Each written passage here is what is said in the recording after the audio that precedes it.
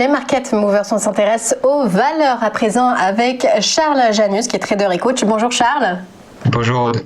Alors la première valeur, vous êtes allé nous la chercher sur le marché belge. Il faut dire qu'il y a eu de l'action hier sur cette valeur puisque le titre a pris plus de 7%, c'est Umicore. Exactement, Umicore, entreprise belge qui est spécialisée dans les matériaux et le recyclage. Donc c'est un expert en chimie, métallurgie et matériaux. Et c'est quand même un groupe de plus de 10 000 personnes.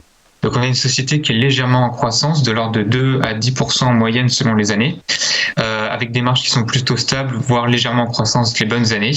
Et en fait, on a une société qui a affiché une magnifique performance hier, suite à l'annonce du groupe qui a relevé ses objectifs d'EBITDA et d'EBIT pour l'année en cours. Les investisseurs s'attendaient à peu près à 680 millions et en fait, ça ressortira aux alentours probablement d'1 milliard d'euros. Donc la nouvelle a été saluée par les investisseurs et aujourd'hui on a des groupes, des banques et des courtiers qui remettent la valeur à l'achat ou continuent d'accumuler sur la valeur avec des objectifs qui sont rehaussés. On passe par exemple pour KBC de 49 à 54 euros.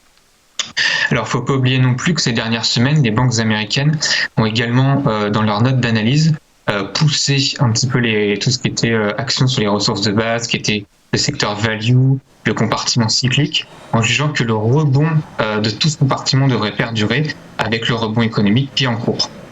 Alors maintenant, du point de vue technique, ce qu'on peut observer, c'est que la valeur, elle était très neutre ces dernières années, ces derniers mois, et que depuis novembre, on était revenu sur les plus bas du Covid, elle a donné une forte impulsion dans ce contexte de rotation sectorielle. On était revenu sur un niveau symbolique sur les 50 euros contre lequel on butait.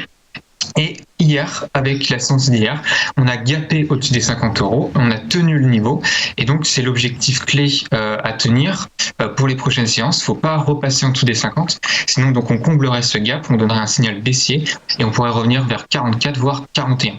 Si ce niveau tient en revanche, on pourrait revenir sur les records historiques qui sont à 54 euros, et qui correspondent aussi avec une extension de Fibonacci qu'on voit sur le graphique, et sinon ce sera des nouveaux records historiques qui seront cassés dans les prochaines semaines si la hausse devait perdurer sur le titre.